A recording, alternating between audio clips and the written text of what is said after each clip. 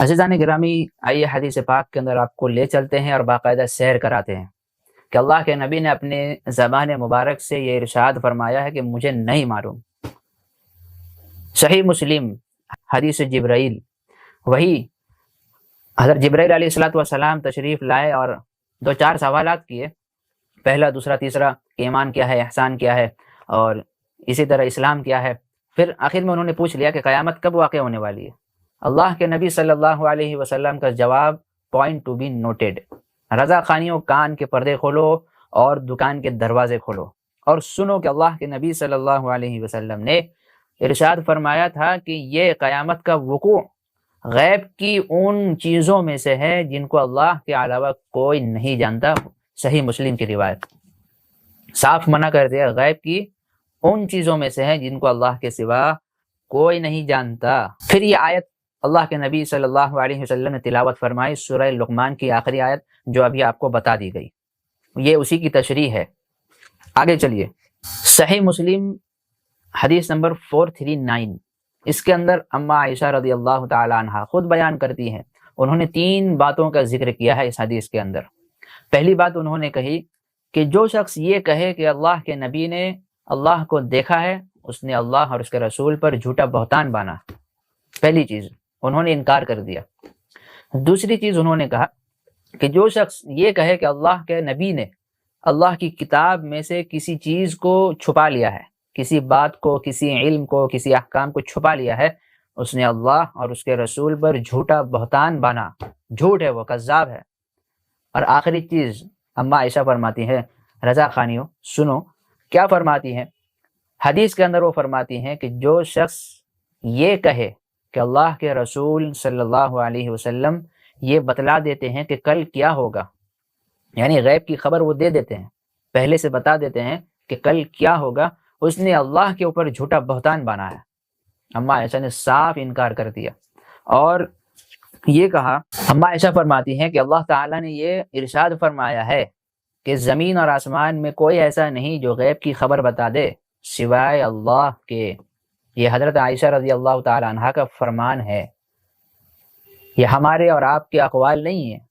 اگر آپ نہیں مانتے ہیں تو صاف انکار کر دیں اور منکر حدیث میں داخل ہو جائیں، قرآن کریم کا انکار کر کے کافروں کے زمرے میں داخل ہو جائیں، لیکن منافقت والا کام نہیں چلے گا۔ اسی طرح صحیح بخاری کے اندر 7018 حدیث نمبر ہے، اس کے اندر حضرت عثمان بن مظعون رضی اللہ تعالیٰ عنہ ان کا انتقال ہو جاتا ہے۔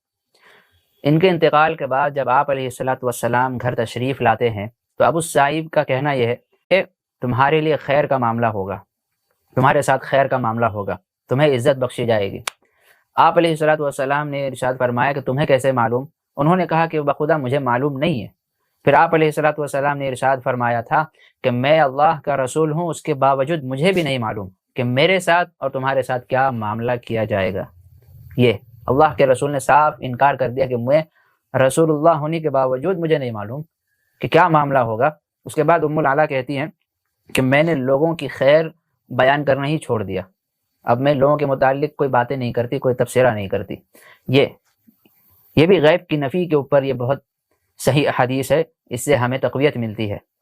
عزیزان گرامی، اسی طرح صحیح بخاری کے اندر حدیث نمبر 4090، اس کے اندر حدیث پاک موجود ہے کہ چند قبائل نے اپنے دشمن کے خاطر آپ علیہ الصلوۃ والسلام سے مدد کا مطالبہ کیا۔ ان قبائل کا نام ہے رعل، زکوان، عصیہ اور لحیان۔ ان قبائل نے آپ علیہ الصلوۃ والسلام کے سامنے اپنی مدد کا اظہار کیا کہ آپ میری کچھ مدد کریں۔ آپ علیہ الصلوۃ والسلام نے فوراً 70 صحابہ کرام کا ایک لشکر روانہ کر دیا ان کے قبیلے کی طرف، تاکہ وہ ان سے مدد طلب کر سکے اور یہ ان کی مدد کر سکے۔ اور یہ حضرات جو گئے تھے یہ تمام کے تمام قاری حضرات تھے۔ ان کے بارے میں یہ آتا ہے کہ یہ دن بھر لکڑیاں جمع کرتے تھے اور رات کے وقت نماز پڑھا کرتے تھے۔ تو جب یہ حضرات 70 صحابہ کرام کا ایک لشکر پورا وہاں پہنچا تو انہوں نے دھوکہ دیا، اور دھوکہ دینے کے بعد ان کو شہید کر دیا۔ دھوکے سے بلایا تھا جبکہ مدد کی کوئی ضرورت نہیں تھی، بلکہ شہید کرنا مقصود تھا، تو انہوں نے دھوکے دے کر ان کو شہید کر دیا۔ یہ خبر آپ علیہ الصلوۃ والسلام تک پہنچی تو اللہ کے نبی صلی اللہ علیہ وسلم نے 1 مہینے تک صبح کی نماز میں ان تمام قبائل والوں کے لیے بد دعا فرمائی، تمام قبیلے والوں کے لیے۔ پھر آیت جو نازل ہوئی، حضرت انس کہتے ہیں کہ جو آیت نازل ہوئی ہم اس کی تلاوت کرتے تھے لیکن پھر بعد وہ منسوخ ہو گئی۔ میرا سوال یہ ہے، پوائنٹ ٹو بی نوٹڈ، کہ یہاں پر آپ علیہ الصلوۃ والسلام اگر عالم الغیب ہوتے نا تو اپنے 70 صحابہ کرام کو کبھی بھی اس قبیلے کی طرف روانہ نہ کرتے۔ ان کو پتہ ہی نہیں کہ ان کے ساتھ کیا معاملہ ہوگا، تو وہ دھوکہ دے کر بلا رہے ہیں، لیکن آپ علیہ الصلوۃ والسلام کو کچھ نہیں معلوم، انہوں نے بھیج دیا جاؤ ان کی مدد کرو، لیکن وہاں معاملہ یہ ہوا کہ انہیں شہید کر دیا گیا دھوکہ دے کر۔ بعد میں معلوم ہوا آپ علیہ السلام کو کہ وہ تمام کے تمام صحابہ کرام شہید ہو گئے۔ آپ علیہ الصلوۃ والسلام نے 1 مہینے تک ان تمام قبائل والوں کے لیے بد دعا کی صبح کی نماز میں۔ تو رضا خانیوں دماغ دوڑاؤ، اگر آپ علیہ الصلوۃ والسلام عالم الغیب ہوتے تو کیا 70 صحابہ کو وہاں بھیجتے؟